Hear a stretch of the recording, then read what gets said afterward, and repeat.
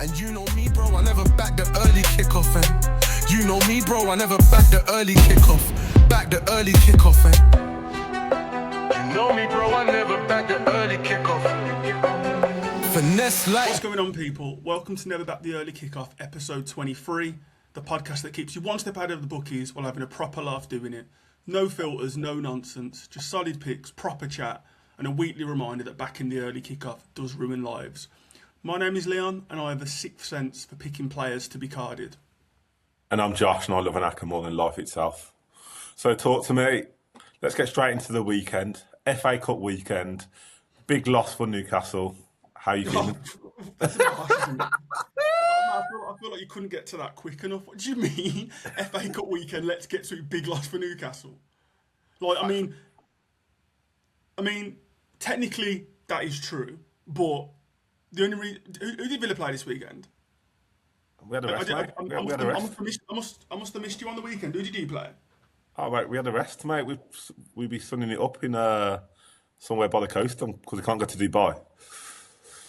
Mate, players were stuck there with defeat, mate, because Sandro Tonali said, "Ta-ta, no more FA Cup for you, lad. See you later." To be honest, mate, it was just one of them. I mean, you got to think we're in like a run of games that are just massive. So Yeah. we had United in the week at home where the ref sent Jacob Ramsey off for diving, even though we didn't even try and claim for a pen. So he got sent off. We played against United with 10 men. Will Asula, a.k.a. William Mbappe, just coming up with an absolute wonder goal at the end. So the lads were ran into the ground, playing like basically for 10 men for 60 minutes. And then we have City coming to the Etihad. City can rotate their team and still put out a starting 11 better than ours. And then City are just too good for us, man. We just ran out of steam, ran out of legs. And then I think we got one eye on the Champions League this week as well. Yeah. I think Eddie Howe was like, do you know what? We're not going to beat City. We're not going to win the FA Cup, but Barcelona's the big game. And we've never got this far in the Champions League in our club's history. It's the biggest game. So the lads put in a shift, but we were never going to beat City. It's all about Tuesday night, but just one of them. I'm not mad to see the back of the FA Cup, because for us now this season, it's all about Champions League, because we're not going to do anything in the league. So it's all about everything's on Tuesday. So yeah, we were. It just was what it was. But me, the game that I want to bring us to, mate, was midweek Thursday night, Spurs v Crystal Palace. What were your thoughts on that? I just no words. It's just Spurs be Spursy, isn't it? Spurs be Spursing. Yeah, mate. Spurs be Spursing. Right, they are actually a joke, aren't they? Yeah, I told you a few weeks ago they were going down. I said this like 3-4 weeks ago, and every time I watch them play, I'm like, these players are just dying on the pitch. Like they can't do anything, and their leaders or their best players, shall I say, they don't want to be there. No, there's no chance. I think it's time we revisit a conversation about Mickey van der Ven, because I've been one of his biggest supporters, and I've always thought this guy is unbelievable. Like, to have a centre half that quick is such an asset. But then the more I watch him, the more I just think to myself, well, hang on a minute. Like, do I really want to see my centre half like having to like sprint back 30 yards, 100 mile an hour to make a tackle? Like, why are you in the wrong position? Do I want my centre half like going on like runs through the centre of the pitch and giving it away and being out of position? Do I want my centre half to get done by Ismail Assar with a bit of movement and be pulling him back and getting a straight red? No, I don't. Yeah, it's at least mental, isn't it? Yeah, because he's such a... Because I thought he was one of the best centre halves in the Prem, but then recently I've been watching him, and like this is. It's just all over the place, isn't it? It's what? It's just a bit all over the place, isn't it? Like you said, you don't want your centre half. No wonder why he always gets injured, because he's having to sprint back so far constantly. And last year he got blamed on Ange's high line, but this year it's just like, well, is it because he's always out of position? Yeah, and I always think the best centre halves are the ones that you don't notice. Like, let's go about the job, deal with the centre forward. Don't give the centre forward a kick. They're not like involved in the play loads. Like, they're the best centre halves for me. Like, I just don't want my centre half getting sent off. I don't want him stamping around the pitch. I don't want him like steaming forward. So, I mean, what do you think of Van der Ven? Like, because I thought like this would be the time this season where he'd stand up and be like, right, not on my watch. Like, I'm going to be man of the match every game. I'm going to shut the opposition down. But he just hasn't been doing it. Yeah, well, like I said, same as you really. Like last season, obviously watching him, I was like, okay, he's class. Obviously, the high line probably made him look better because obviously he was getting back, he had the pace to recover, and it's such an asset to have a centre half with that much pace. But then now they're playing a bit kind of deeper, and the high line is not being exploited. It's kind of he's still out of position, he's still all over the place. So it'd be interesting to see what happens next. Because obviously there's been talk of him going to like Liverpool or and I think Madrid was sniffing at one point. Or He needs to go loads to of clubs. Barcelona. He needs to go to Barca. Barcelona and play on that Hansi Flick high line where they're just constantly on the halfway line. They're good at Barcelona with that high line, but Yeah. I don't know. Like, my opinion of him is just like dropping that because I'm just like he's being asked to defend and he can't really defend that well.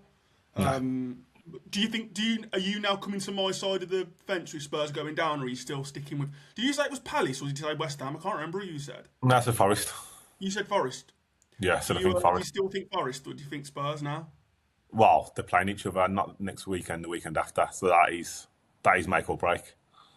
I think Forest are going to struggle.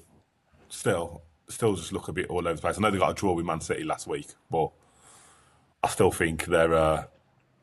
I still don't know if they've got enough. But Spurs don't even look like they're going to pick up a point, to be honest. So Well, that's the thing. Spurs can't even keep 10 men on the pitch. Like, yeah, and I the know. thing is, it's not just the players. But I also think their manager is clueless. God, I don't know about Sam already. Yeah, they should. Like, 3 games. what has he done to when your big thing is you come in and you get instant results, and then you're 3 games in, and then you've been beaten every single time. And you don't even Like, look at winning the game. yeah, it's not even like they've been unlucky. Like every single game they've lost, they've deserved to lose. And they've had 2 games in there that I think are winnable games. Away at Fulham is a winnable game. At home to Crystal Palace is a winnable game. Especially after And going 1 up. yeah, and they've got 0 points. Especially as like they would get lucky in that game as well because Sarr got a goal disallowed for offside, which was not offside. I mean, Yeah. did you see that disallowed goal? Yeah, it's pathetic. They said his nose was offside. It's like he was ahead of the I know, it's honestly, ridiculous, isn't it? the winger was ahead of him and basically passed it sideways, not forward. And like literally they said his nose was offside, and that's why they give it. And I was like, then Solanke scored down the other end, and I was like, oh my god, that has literally kept Spurs in the Prem. And the fact they did that and then still lost. Yeah, still conceded about 2 minutes later from a penalty. Yeah, Van der Ven. shocking. And then like now Van der Ven's Romero's back, but Van der Ven's out. It wouldn't surprise if Romero went and got sent off in the next game. I don't even know. Surely he can't get himself sent off again. And That yeah, should, and then- if he gets himself sent off again, like they just need to literally just. I don't even know what to do with him. Just put him down because you can't be getting sent off 4 times in a season. he just needs to go and play for Atletico Madrid. He just needs Yeah. to get signed for Atletico Madrid and play for Simeone.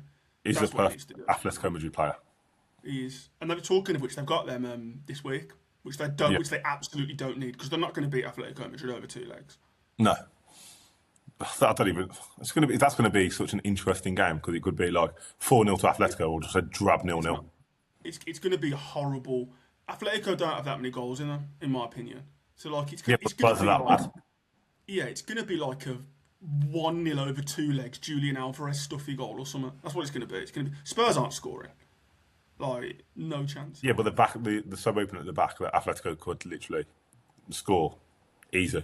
Yeah, mate, Atletico are going to win either way, and Spurs don't need that. And then I don't know if they've got the weekend, but they just don't look good for them. Liverpool, then Forest, Yeah, so it's all on the and Forest. and it's at Anfield as well. Yeah, so they're not going to get anything there. It's all on that Forest game. Yeah, But I'm sticking to Spurs going down, but we'll see how things progress for them over the next couple of weeks. Looking at the top of the table, Arsenal march on in the FA Cup and also in the league. Did you see their game against Brighton? yeah. I watched a bit of it. Brighton were all over them. Yeah. Did you see the Brighton manager kick up after the game? No, what was it kicking off about? Oh no, he was basically saying like only one team wanted to play football. Arsenal don't play football. Like I wouldn't want my team to play the way Arsenal play. It's not proper football. Proper laying the boot in. Oh, was it? Yeah, because He proper booted off after the game. I watched bits of it because had another game on, which I don't want to talk about. And yeah, I watched it. But Brighton were all over them from what I've seen. It just was again, it's typical stuffy Arsenal, isn't it? What do you Arsenal? Because Arsenal have been getting like a lot of flack for like their style of play, and like that if they would now be the worst teams to win the league and boring Arsenal and all of this and set piece FC. What are your thoughts on Arsenal? Let's say they win the league, because I think they're going to win the league, especially after City fumbling the bag against Forest. But what are your thoughts on their style of play and like them getting? Oh mate, it absolutely stinks. Absolutely, he's disgusting. But at the end of the day, if it wins games, it wins games. If you win games, you win the league. Doesn't matter which way it comes. It's not nice. No one wants to see it, but at the end of the day, it's effective. So, who are we to criticise? Yeah, no, I'm glad you said that, because I was thinking about this the other day, and I think them getting criticism, I think it's unfair, because my thing is, because I was thinking about all the teams, the successful teams, who win leagues, they always get criticised. Like, do you remember, like, okay, because I'll run you through some successful teams now, like Man United's team under Fergie. It was always the refs were in Fergie's pocket. They only score in Fergie time. The ref just keeps playing on added time until they score a winner. They get all the decisions. That was true, though. No, but wasn't that the narrative? Yeah, that was a narrative. Yeah. So Arsenal Invincibles team, like they just drew the way to the title. All they did was they won. All they did was aim for draws. I think they won the league with the most draws in history. So they get criticised because they just drew so many games. Chelsea's team, they just bought the title. They just bought the title. They just bought the title. All they did was just spent loads of money, bought the title. The greatest team I've ever seen in my life, Barcelona. It got to the stage with that team where people said they were boring to watch because you just couldn't get the ball off them. What's the point in turning up? They just win every game 3-0. You can't get the ball off them. Iniesta, Busquets, Xavi, Messi. You just can't get, it's just boring. It's boring to watch this because it's not competitive. Man City, they've had both the Chelsea and Barca thing. So they've just thrown money at it and bought the title. And also Man City are boring to watch because they just keep the ball for keep ball sake. They score a couple of goals and you can't get the ball off them. But it is all true, though. To be fair, it might. Yeah, but it's. I think that. But did always say criticism. But then look at that Liverpool team. No one moaned about that Liverpool team. Which Liverpool team? When they won it. No, but it's more like. I mean, it's more like for teams that are dominated for over a period of time. Yeah. So obviously, this Arsenal team haven't won anything, but they've been one of the dominant teams for a few years. Liverpool are weird. Like Liverpool will win the league, and then they'll just drop off for a few years, and then they'll win the league, and then they'll drop off again. Like no one criticised Leicester because Leicester was like a once in a. Yeah, that's the dog story, though, isn't it? Yeah, but I mean, like the teams that are like traditionally that are successful over a period of time, people always look for, like to criticise, and they always will pick out the thing that they don't get. So like I said, with United, it's the decisions. With Chelsea, it's bought the title. City bought the title, playing boring football. This Arsenal team, they only score off set pieces. What's wrong with only scoring off set pieces? Exactly. It is a bit frustrating, but I think it's the manner of the set pieces.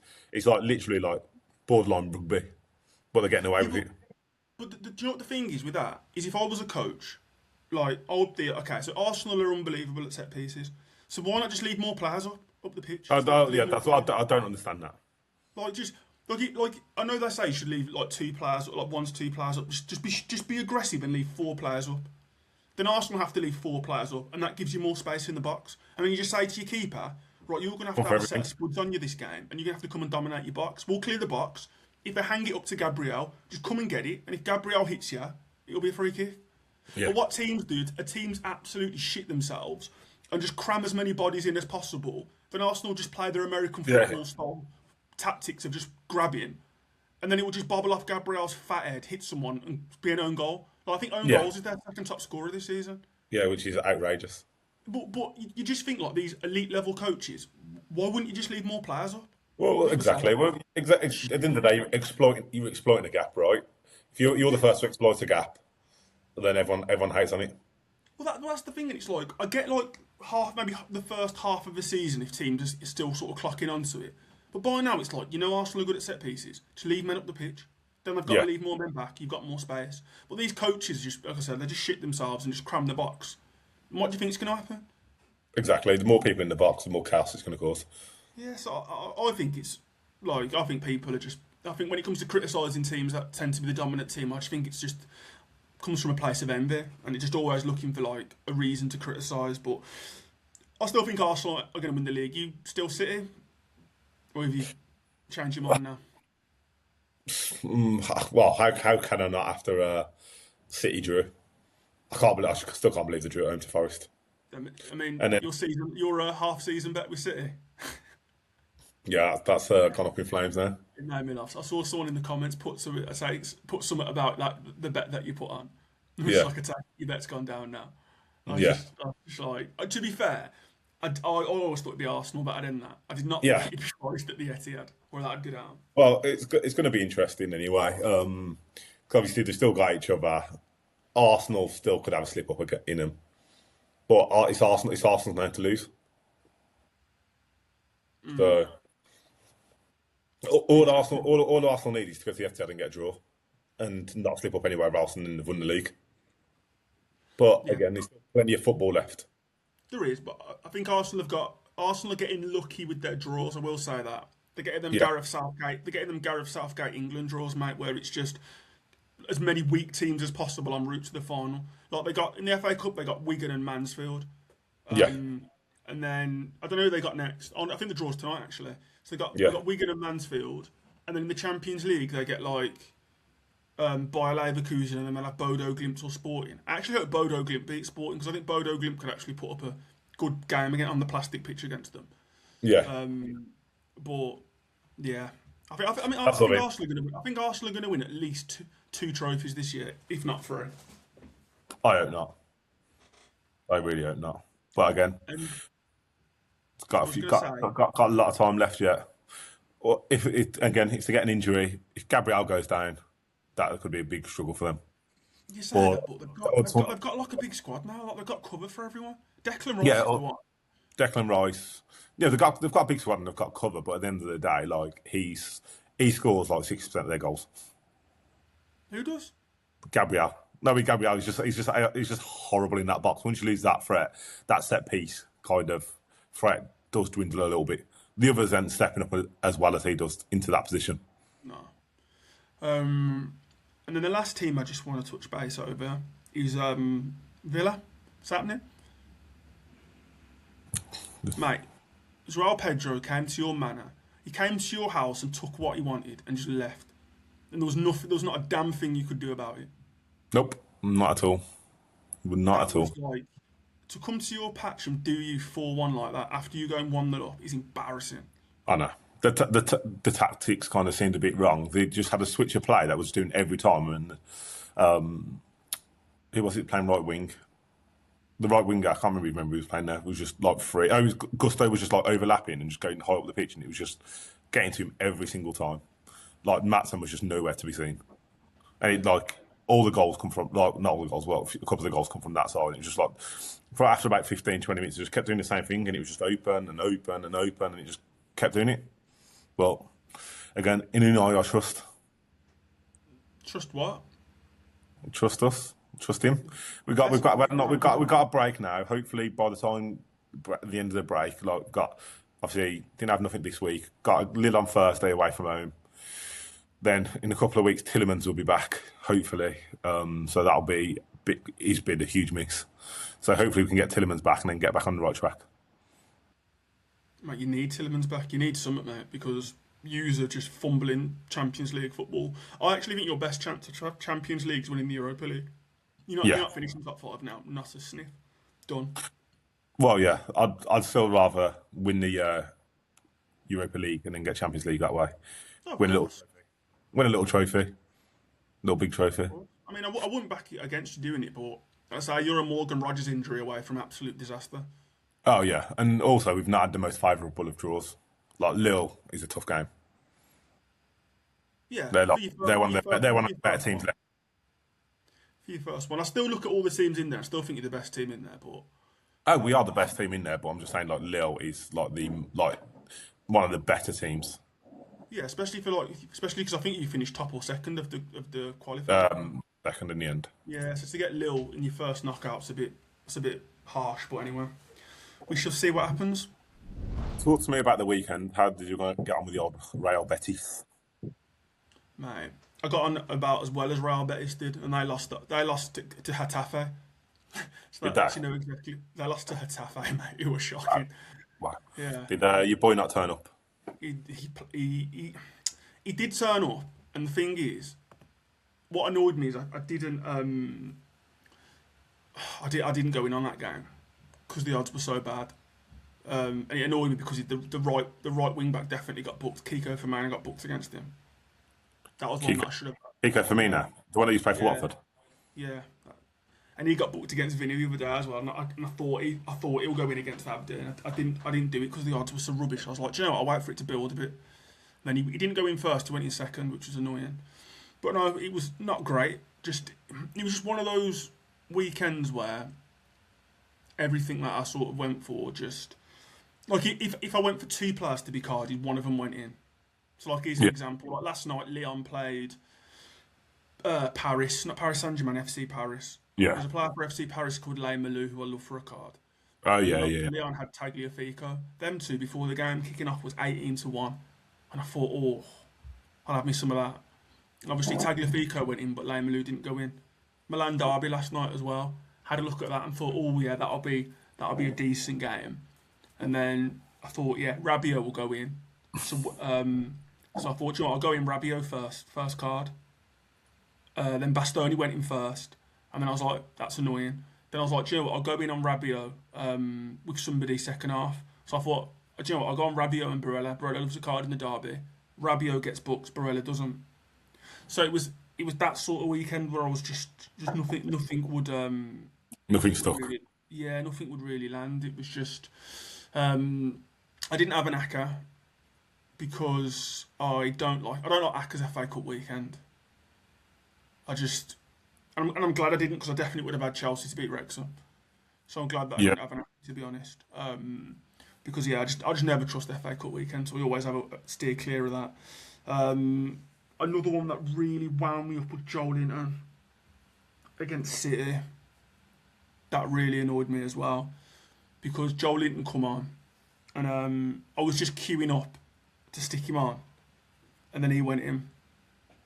Oh, that's It was frustrating. 6-1 when I was looking at him, and I was literally just queuing it up to stick him on, and then he went in, which was annoying. And the other thing was I was going to have him to do 3 fouls as well, and then he come Oh, on, he got booked, and I thought, you know, he got booked for his first foul, and I thought, well, I'm obviously not going to do that now. He's already been booked. He definitely ended up on 3 fouls. typical. He did 2 more fouls after his yellow card, which is just ridiculous. So it was just a really, really frustrating weekend. I think the only one I landed was in the FA Cup between Mansfield and Arsenal. So I watched that bit of that game and I saw some guy called Louis Reed was against Max Dowman. And like Yeah. he just kept fouling, like, and the ref gave him a warning. So I thought, all right, I'm going to put him on with someone else because I thought, like, the odds are not great for him, but I put him on with someone else and I put him on with Calafiore. And that was like a 30-1 which landed, which was good. But yeah, that didn't offset all the ones that I got wrong. So it was just, yeah, not the greatest mind, not the greatest mind. Just one where yeah, I said these before in previous weeks where I should just stick to one player, and I Yeah. fell into that trap of picking 2 players to try and get the odds up, and it came back to bite me in the backside. Like all my first player cards didn't come in this weekend either. So I Oh, had like 3 of them over the weekend. Like the Rabiot one really annoyed me because I was like umming and ahhing between him and Bastoni, and then Bastoni gets the first card, and then Rabiot goes in second. Really annoyed. Well, no, he went in third actually after Dumfries, who got subbed on, and I was thinking about Dumfries. So it was just, yeah, not good, not good. But I had a couple of all right weeks, so it's like I say, it you're evens never, out. you're never gonna have a good one every week. But how about you? I know like your run has been pretty horrific the past month. Yeah, well, it started off on Friday night. Last week there was a couple of bad ones. Obviously, there was the upset of Wolverhampton Wanderers beating Liverpool. I forgot about that. That was obviously a big shock last week.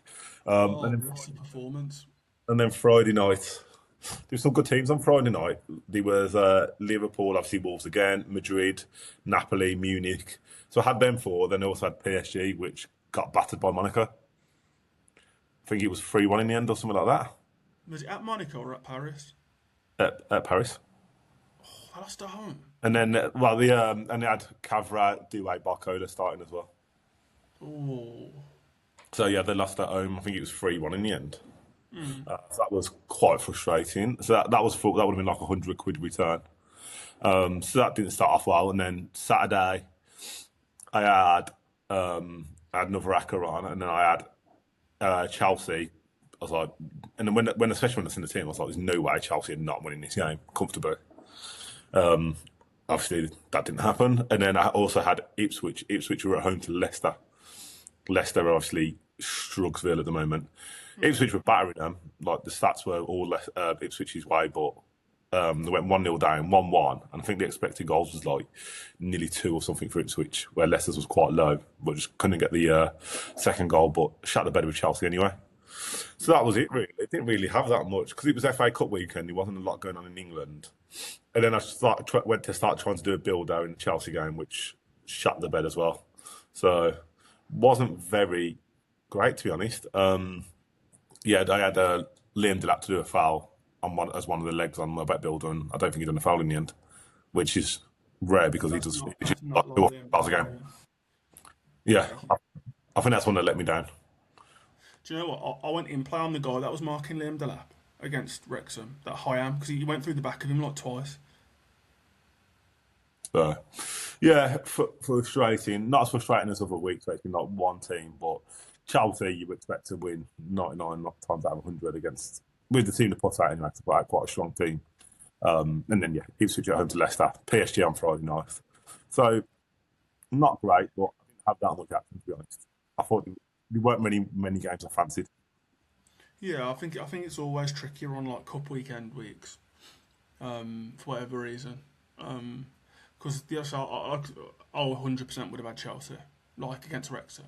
Absolutely, no doubt in my mind. Yeah, Because you think with that many players Chelsea have got in the squad, even if they put out like their B team, it should still have enough to deal with Wrexham.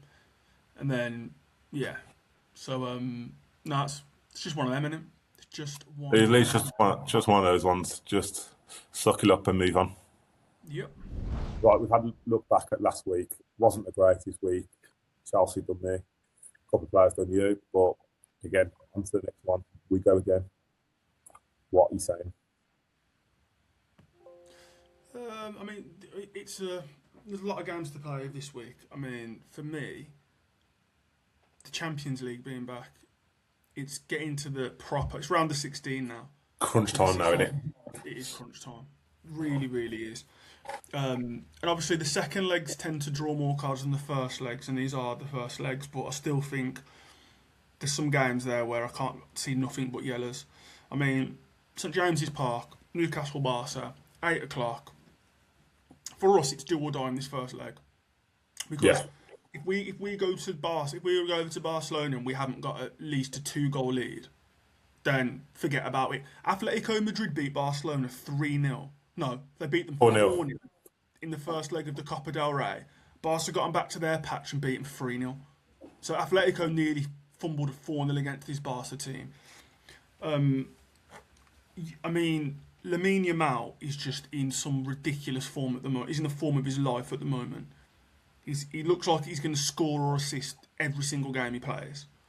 So what I didn't like was that Silvinho for Man City gave Lewis Hall quite a tricky game the other night. And I was just looking at him like, God, when that's Yamal on Tuesday, Yamal and Silvinho don't play the same sport, mate. So I was just thinking this could be problematic. And then you've got Dan Burn sat next to him. Yeah, I mean, Dan Burn, if he knows what's good for him, won't go anywhere near that side. He'll just hide in the box and just get into a wrestling match with Lewandowski. Just don't go near. But I think for cards, what I think is going to happen is I think Joe Linton tends to play to the left of our midfield. Yeah. I think Joe Linton is going to hack down Yamal. He's going to smash him early and probably get away with it. But he's going to get a card at some point because he's going to foul Yamal like multiple times. like multiple times. So do you think this could be a first half 3,000 a card job? I don't know if it'll be 3. I mean, he might just side him down after 5 minutes and get booked straight away. You just never know with Joelinton. But I don't see a world in which he doesn't get a card against Barca. He got booked when we played them in the group phase. So I don't see any different for the first game. So Joelinton's going in that game, definitely. I also it's going to be interesting for Barca because I think how we're going to set up is with Anthony Gordon, Alanga and Harvey Barnes as a front three with Voltemada in the 10. Because we've been playing Gordon up front in the Champions League so we can press from the front. I also think with Barca's high line, there's no point in playing Voltemada. Who are you going to drop out your midfield three then? It'll be Tonali, Joelinton and Voltemada as the 10. Is Bruno still out? Right, yeah, Bruno's not back until April. Oh, okay then. I thought Bruno's not been there. Bruno's not been there for a few games now. Okay. He might, if he wants to go a bit more defensive, he might not play Voltemada at all. He might play Jacob Ramsey, but I've got a feeling he'll play Voltemada in the 10. So I think for Barcelona, I really like, because they've got a few injuries. So Koundé's out, Frankie de Jong's out, Pedri never gets booked. So they will be playing either Fermin Lopez or Marc Casado. So if Casado plays, he'll definitely go in. If Fermin Lopez plays, he will go in at some point after the 70th minute like he does in every big game. Yeah. So I think for me, the Newcastle Barca game, 100% Joelinton, potentially Lewis Hall. Well, that's a bit of an outside pick because I think anyone against Yamal could get done and get booked. So I'd say Joelinton, potentially Lewis Hall, and then either Fermin Lopez or Casado would be my top picks for that game. Joelinton 100%, and then the others, I think there's a good chance. So that's the one game. Next game is PSG Chelsea. That's on Wednesday night. Obviously, this is a rematch from the Club World Cup final where Chelsea pulled PSG's pants down. To be fair, played really well. I see this one being a lot more competitive though, and I think the players that are likely to go in this game, I always like Enzo Fernandez in a big game. Like Enzo Fernandez because he's got multiple ways of getting booked, like a bad foul, mouthing off to the ref. I think he got booked against Villa for clapping at the ref after he booked Morgan Rogers. I couldn't even make sense of what happened. Like the ref booked Morgan Rogers for kicking the ball away, and Enzo clapped the ref and got booked. So he just loves getting yellow cards. So I think Enzo Fernandez. The difficulty with PSG is you don't know how the front three is going to set up. Yeah, that's the hard part. So I'll do a video before that game once I see who's playing up front and where Cabre's playing, where Doué's playing. Because if Cabre goes to the right, I can see Cucurella absolutely. Him and Cucurella easily. Yeah. But they rotate quite a lot anyway, isn't it? Just hit on one. That's what I mean. So I mean, even if they put Doué out there, I think Cucurella could easily go in. So I'd say Enzo Fernandez, Cucurella, and then for PSG, I actually don't think anyone for PSG. They don't tend to get too many bookings. PSG's bookings will come in the second leg at Stamford Bridge. Like they'll get head loss bookings like Hakimi and other players. But I think for the Chelsea, for the first leg, I think with Chelsea being away, I think Enzo and Cucurella. Then Real Madrid City is also 8 o'clock on the Wednesday. I think this is going to be a really interesting tie because City are just not the City of old. And then Real Madrid have got lots of injuries and have just hit really poor form. Because Madrid got beat by someone crap like Getafe the other day. So I think it's going to be. I think Madrid are going to do what they do, which is going to be just give it to Vinicius, and hope he can produce a moment. So that makes me think that Nunez is going to be banging trouble because the right side of that defence. Yeah, so I think Nunez will get booked in that game. I think for Madrid, I'm going to say it again. Camavinga has got to get a yellow card at some point. How this kid is not getting booked? It's just beyond me. So I think Camavinga will definitely get a yellow. It'll be really interesting to see if Madrid trust Trent to play against a Doku or a Semenyo. Because if he rolls out Danny Carvajal, you best believe Danny Carvajal's getting booked. Yeah. But he might put Trent there. But if he thinks, do you know what, I can't trust Trent against the Doku. If Carvajal plays, Carvajal 100%. So I'd say Carvajal, Camavinga, and Nunez. if Carvajal doesn't play, then I'd just say Nunes, Camavinga for that game. For me. And then the last game, sort of the game that isn't Champions League I'm going to focus on is United Villa. That's a big Sunday, massive game for Villa and still trying to cling on to top 5. That game, I see Morgan Rogers going back into the 10 because he played off the left against Chelsea because Emery just didn't fancy him going in there against Reece James and Caicedo, which is fair enough. But against United, I think with Kobbie Mainoo and Casemiro in centre mid who aren't the most mobile, I think Rogers will be back in the 10. I think he'll be causing absolute murder for Casemiro and Kobbie Mainoo. So I see Casemiro going in that game. I could also see Matty Cash going in against Cunha. Matty Cash got booked. Matty Cash got a really hard time against Garnacho. He's a bag of shit. Cunha's a proper player. So I think Cash... He might be injured. Has he got a knock, has he? I'm not sure. Even better. If he's got a knock and Bogard plays right back, even better. So Bogard or Cash, whoever plays right back. So I'd say Bogard or Cash, and then Casemiro for the Man U Villa game. Yeah. So they're the main ones, mate. There are also going to be some decent games around Europe, but I could be here all day. But those are the 4 that I think to definitely keep an eye on those 4 matches. How about you? When we're looking at sort of, obviously, again, with Champions League, full Premier League fixture list, Europe, everything's back on the table this week.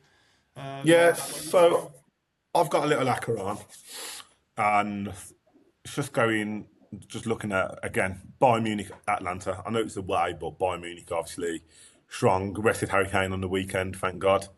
So hopefully they should be able to go there and get a win. Arsenal, Leverkusen. Arsenal have just been unbelievable in the Champions League. Palace at home to Larnaca. I think that should be an easy W for Palace. On to the weekend, Arsenal at home to Everton and City away to West Ham. And then Liverpool at home to Spurs. Spurs are crying shit.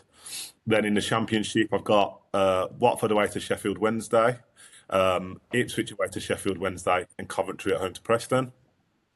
Munich away to Leverkusen on the weekend, and then Barca at home to Seville, and Marseille at home to Auxerre. They're my picks. That's a 12-fold, I think it is. Is it 12-fold? 12-fold. Yeah. And the return on that is a 900 with the boost. So it's about 60 to 1, and then with the Bet365 boost, it's up to 900. No, to be fair, I can't argue with any of them picks.